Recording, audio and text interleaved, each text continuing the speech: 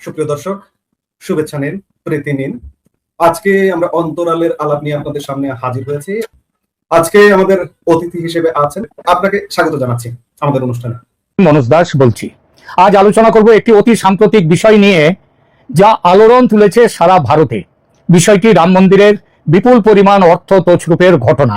তাকে সাবস্ক্রাইব করুন, কারণ এই ধরনের গভীর তথ্য নির্ভর বিশ্লেষণ নিয়মিত পেতে হলে আপনাকে এর সাথেই থাকতে হবে, পাশে থাকবেন। বিষয়টা নিয়ে দেশের কোটি কোটি মানুষের সঙ্গে পশ্চিমবঙ্গের কিংবা পশ্চিমবঙ্গের বাইরে বাংলাভাষী হিন্দুর আবেগও বিপুলভাবে জড়িয়ে আছে। কিন্তু আমি অন্তত বিষয়টাকে নিয়ে নিরপেক্ষ তথ্য নির্ভর কোনো আলোচনা তেমন দেখতে পাইনি কোথাও। অথচ বিষয়টা নিয়ে মানুষের তীব্র কৌতূহল যে আছে সেটা আমি দেখেছি। এটাও দেখছি রাম মন্দিরের এই অর্থ আত্মসাৎ নিয়ে রাজনীতিও বেশ জমে উঠেছে। একদল এই নিয়ে আক্রমণ শানাচ্ছে বিজেপির ওপর। অযোধ্যা যে রাজ্যে, সেই রাজ্যের শাসক যোগী আদিত্যনাথের ওপরও আক্রমণ আসছে। আক্রমণ করে আনন্দ পাচ্ছে অনেকে। আমি এখানে কারো হয়ে আক্রমণে যেমন শান দেব না, তেমনি কারো হয়ে সাফাইও দেব না। শুধু ঘটনা যেটা ঘটেছে আমি সেটাই বলবো। আসুন শুরু করা যাক। কল্পনা করুন, আপনি কষ্টের টাকা বাঁচিয়ে হয়তো বছরের পর বছর স্বপ্ন দেখে অযোধ্যায় এসেছেন। রামলালার চরণে মাথা ঠেকিয়ে দান বাক্সে আপনার অতি কষ্টে জমানো ভক্তির অর্থ রেখে এসেছেন, ভক্তির নৈবেদ্য দিয়ে এসেছেন। কিন্তু সেই টাকা কোথায় গেল? দেবতার সেবায় গেছে? মন্দির নির্মাণে গেছে? না, সেই পবিত্র অর্থের একটা বড় অংশ কয়েকজন চতুর অসাধু অসাধু কর্মী তাদের পোশাকের ভেতর চলে গেছে সেই টাকা। তারপর মন্দির থেকে বেরিয়ে মন্দিরের শৌচালয়ে গিয়ে লুকিয়ে রেখে দিয়েছে সেই অর্থ। তারপর রাতের আধারে বাইরে পাচার হয়ে গেছে। মাত্র ৩৯ দিন। এই ৩৯ দিনের ৭০ বার, মানে ৩৯ দিনের সিসিটিভি সেটা চেক করে ৭০ বার এইরকম ঘটনা দেখা গেছে ৩৯ দিনে। আজকের ভিডিওতে আমরা উন্মোচন করব ভারতের সবচেয়ে আলোচিত মন্দিরের সবচেয়ে বড় কেলেঙ্কারির অন্দর কথা। প্রথমে পটভূমি, কোটি কোটি টাকার সাম্রাজ্য, এটা একটু বুঝে নেওয়া দরকার। ২০১৯ সালের নভেম্বরে সুপ্রিম কোর্টের ঐতিহাসিক রায়ের পর শ্রীরাম জন্মভূমি তীর্থক্ষেত্র ট্রাস্ট তৈরি হয়। ২০২৪ সালের ২২শে জানুয়ারি প্রধানমন্ত্রী নরেন্দ্র মোদী নিজে রামলালার প্রাণ প্রতিষ্ঠা করেন। সেদিন থেকে এই মন্দির পরিণত হয় ভারতের সবচেয়ে বড় তীর্থক্ষেত্রগুলোর একটিতে। বরং বলা যায় সবচেয়ে বোধহয় নামী এবং বিখ্যাত তীর্থক্ষেত্র হয়ে উঠেছে আজ অযোধ্যা। এখন একটু পরিসংখ্যানটা দেখুন। আমি অন্য মন্দিরের সাথে একটু তুলনায় আসছি। খুব বিশাল টাকা যে মন্দিরের আয় হয়, তিরুপতি মন্দির, সেখানে বার্ষিক আয় ১২০০ কোটি টাকা। কতদিনে বার্ষিক আয়? বৈষ্ণোদেবীর মন্দিরে কত? ৫০০ কোটি। আর রাম মন্দির প্রতিষ্ঠার পর থেকে শুধুমাত্র নগদ অনুদান, যেটা চুরির পরেও খুঁজে পাওয়া গেছে, সেটার পরিমাণ ৩৫০০ কোটি টাকা। তার সাথে সোনা, রূপো, মূল্যবান গয়না, তার হিসাব তো আলাদা। স্টেট ব্যাংক অফ ইন্ডিয়ার একটি সাম্প্রতিক গবেষণাপত্র বলছে, শুধু অযোধ্যার ধর্মীয় পর্যটনের কারণে উত্তরপ্রদেশ সরকার এক বছরে প্রায় ৫,০০০ কোটি টাকা অতিরিক্ত কর পেতে পারে। এত বিপুল সম্পদ, এত বিপুল আস্থা মানুষের, এত ভক্তের স্বপ্ন, কিন্তু এই বিশালত্বের আড়ালে লুকিয়েছিল ভয়ঙ্কর ফাঁক ফোকর। ফাঁক ফোকর আর কিছুই নয়, একটা সতর্ক বার্তা, তাতে গুরুত্ব না দেয়া। ২০২০ সালে অডিট রিপোর্ট বলেছিল, এখন যে তথ্যটি আমি দেব সেটা হচ্ছে সবচেয়ে গুরুত্বপূর্ণ, কারণ এই কেলেঙ্কারি হঠাৎ হয়নি, এর বীজ বপন হয়েছিল সেই শুরু থেকেই। ২০২০ সালের নভেম্বর মাস রাম মন্দির ট্রাস্ট তখন একটি শীর্ষস্থানীয় বেসরকারি অডিট সংস্থাকে দিয়ে ইন্টারনাল অডিট করিয়েছিল। এবং সেই অডিট ফার্ম কি রিপোর্ট দিয়েছিল জানেন? তারা স্পষ্ট ভাষায় লিখেছিল, ট্রাস্টের কার্যপ্রণালী হাইলি আনপ্রফেশনাল বা অত্যন্ত অপেশাদার। অনুদান লিপিবদ্ধ করার কোনো পদ্ধতিগত রেকর্ড নেই। আর্থিক লেনদেনের দ্বিতীয় বা তৃতীয় স্তরের কোনো যাচাইকরণ নেই। তারা সতর্ক করে দিয়েছিল, উপযুক্ত পরিকাঠামো না থাকলে বিশাল আকারের ডেটা চুরি, ভুল তথ্য এবং অর্থ তছরূপের পথ প্রশস্ত হবে। সেই রিপোর্ট আজও ট্রাস্টের ওয়েবসাইটে প্রকাশিত হয়নি। সেই অনুযায়ী কোনো ব্যবস্থাও নেওয়া হয়নি। ৪ বছর কেটে গেছে। ৪ বছর ধরে সেই সতর্ক বার্তাকে সম্পূর্ণ উপেক্ষা করা হয়েছে। আর এই ৪ বছর পর ওই যে বললাম ৩৯ দিনের সিসিটিভি, সেটা চেক করা হয়েছে। সেই চেক করার মধ্যে ৩৯ দিনের ৭০ বার যে চুরির কেলেঙ্কারি সামনে এলো, বিশেষজ্ঞরা বলছেন এটা আকস্মিক নয়, এটা ছিল অনিবার্য। কিন্তু চুরিটা ঠিক কিভাবে হতো, এই পর্যায়ে আসছি আমরা। অপরাধের নীল নকশা কিভাবে বোনা হয়েছিল, তার ৩টে ভয়ঙ্কর পদ্ধতি ছিল। ৩ রকমের পদ্ধতিতে চুরি হয়েছে। মে মাসের শেষের দিক ট্রাস্টের আধিকারিকরা একদিন হিসাব মেলাতে বসলেন এবং তারা লক্ষ্য করলেন প্রতিটি দান বাক্সে 7 থেকে 8 লক্ষ টাকা থাকার কথা, কিন্তু 500 টাকার নোটের বান্ডিলে নিয়মিত ঘাটতি দেখা যাচ্ছে। সন্দেহ হতেই কর্তৃপক্ষ কি করলেন, কাউন্টিং রুমে গোপন ক্যামেরা লাগালেন, যেটাকে আমরা সিসিটিভি ক্যামেরা বলি, অনেকটা সেই ধরনের ক্যামেরা, তবে তার থেকেও আরো আধুনিক। এবং সেই ফুটেজে যা দেখা গেল তা রীতিমতো চলচ্চিত্রের দৃশ্যকেও হার মানায়। কিরকম? বোঝা গেল যে সিসিটিভি কোথায় লাগানো আছে এগুলো গোপন, কিন্তু গোপনতা আর নেই। সেই ঘরে যারা থাকে তারা জেনে গেছে কোথায় কোথায় গোপন ক্যামেরা আছে। সিসিটিভি সেই সব ক্যামেরা বন্ধ করে চুরি হচ্ছিল। কিরকম?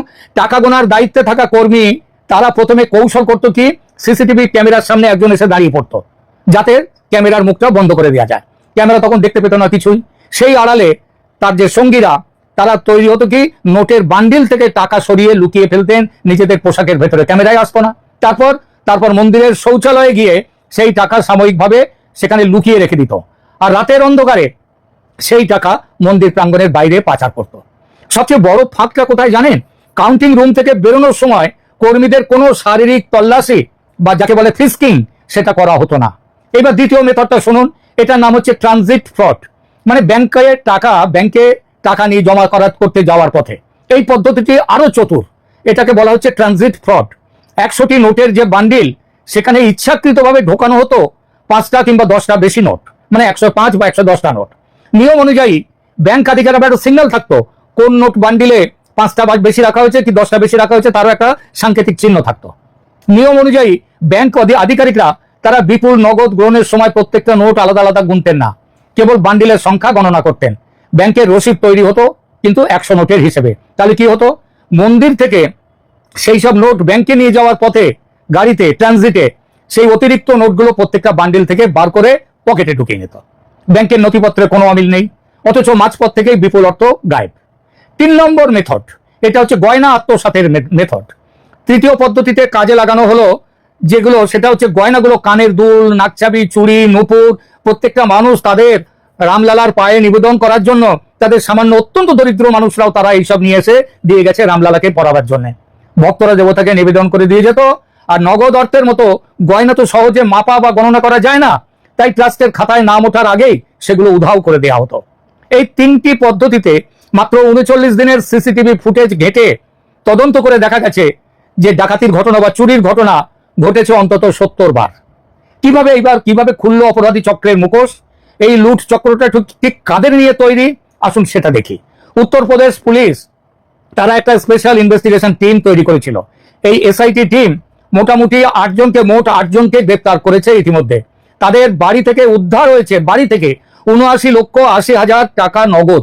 এছাড়া তাদের অনেকেই আবার অযোধ্যায় তারা 40 লাখ 50 লাখ টাকা এক একজন দিয়ে তারা বাড়ি জমি পর্যন্ত কিনেছে।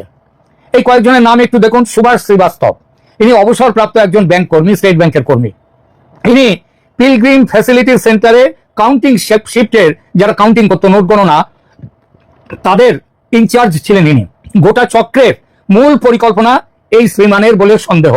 বিস্ময়কর বিষয় হলো তার কাছ থেকে সরাসরি কোনো নগদ উদ্ধার হয়নি, যা প্রমাণ করে তিনি ছিলেন একেবারে ঘাঘু মাল। অত্যন্ত সতর্কতার সঙ্গে নিজের সম্পদ অন্য জায়গায় পাচার করেছেন। দ্বিতীয় নাম অনুকল্প মিশ্র, এই দুর্নীতির অন্যতম মাস্টার মাইন্ড। তিনি অনুদানের ভাউচার তৈরির দায়িত্বে ছিলেন। তার বাড়ি থেকে নগদ 20 লক্ষ টাকা উদ্ধার হয়েছে। তৃতীয় নাম লবকুশ মিশ্র। অনুকল্প মিশ্র যার কথা বললাম তার শ্যালক এবং প্রধান সহযোগী, 10 লক্ষ টাকা উদ্ধার হয়েছে তার বাড়ি থেকে। কিন্তু সবচেয়ে চাঞ্চল্যকর তথ্য কি জানেন? ওই যে বললাম তিনি অযোধ্যায় প্রায় 40 লক্ষ টাকার একটা জমি কিনেছেন। তার বৈধ আয় দিয়ে এটা কেনা অসম্ভব। এবার আসি সবচেয়ে বিস্ফোরক নামটায়। তার নাম রামশঙ্কর যাদব ওরফে টিনু যাদব। ইনি কে ছিলেন? ইনি ছিলেন ট্রাস্টের সাধারণ সম্পাদক চম্পত রায়ের গাড়ির প্রাক্তন চালক। একজন প্রাক্তন গাড়ি চালক কিভাবে মন্দিরের সবচেয়ে সংবেদনশীল আর্থিক দায়িত্বে এলেন? কিভাবে তিনি নিজের আত্মীয়দের এই কাজে ঢোকালেন? উত্তরটা খুব সহজ, স্বজন পোষণ। কে করেছেন? চম্পত রায় তার আত্মীয় না হলেও তিনি স্বজন পোষণের ফর্মুলায় এই টিনু যাদবকে নিয়েছেন। টিনু যাদব আবার তার আত্মীয় স্বজনকে নোট কাউন্টিং এ ঢুকে পড়েছেন। লুট ধরা পড়ার পর কি হলো? ঘটনাটা প্রকাশ্যে আসে 2026 সালের জুন মাসের প্রথম সপ্তাহে, সম্ভবত 6 তারিখে, আমার ঠিক এক্সাক্ট ডেটটা মনে পড়ছে না। 2026 সালের জুন মাসের প্রথম সপ্তাহে বিরোধী দলগুলোর প্রবল চাপে, গণমাধ্যমের হইচইয়ে এবং ঘটনার তীব্রতায় উত্তরপ্রদেশ সরকার সরাসরি হস্তক্ষেপ করলো। 13 জুন মুখ্যমন্ত্রী যোগী আদিত্যনাথের নির্দেশে গঠন হলো 3 সদস্যের এসআইটি নেতৃত্বে লখনৌ ডিভিশনের কমিশনার বিজয় বিশ্বাস পন্থ। এসআইটি ওই যে বললাম 39 দিন 27 এপ্রিল থেকে 5 জুন পর্যন্ত সমস্ত সিসিটিভি ফুটেজ বিশ্লেষণ করলো। ম্যারাথন জিজ্ঞাসাবাদ করলো ট্রাস্টের কর্মী এবং বেসরকারি এজেন্সির লোকজনদের। জুনের 3য় সপ্তাহে এসআইটি তাদের গোপনীয় প্রিলিমিনারি রিপোর্ট সেটা জমা দিল সরাসরি মুখ্যমন্ত্রী যোগী আদিত্যনাথের কাছে।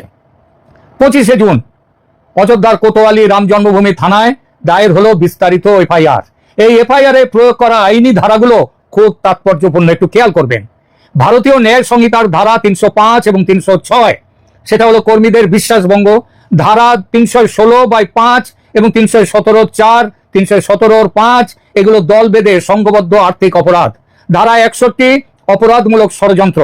আর সবচেয়ে গুরুত্বপূর্ণ হলো দুর্নীতি প্রতিরোধ আইনের 13(1)(a) ধারা। এই ধারাটি সাধারণত সরকারি কর্মচারীদের ক্ষেত্রে প্রয়োগ করা হয়। এর মানে তদন্তকারীরা মনে করছেন সরকারি ব্যাংকের আধিকারিকরাও এই চক্রের সাথে জড়িত আছেন। এই বিষয়ে আপনার মতামত কি? সত্যিকারের জবাবদিহিতা কি সম্ভব? কমেন্ট করে জানান। এই ভিডিওটি ভালো লাগলে শেয়ার করুন, লাইক করুন, আপনাদের মতামত দিন।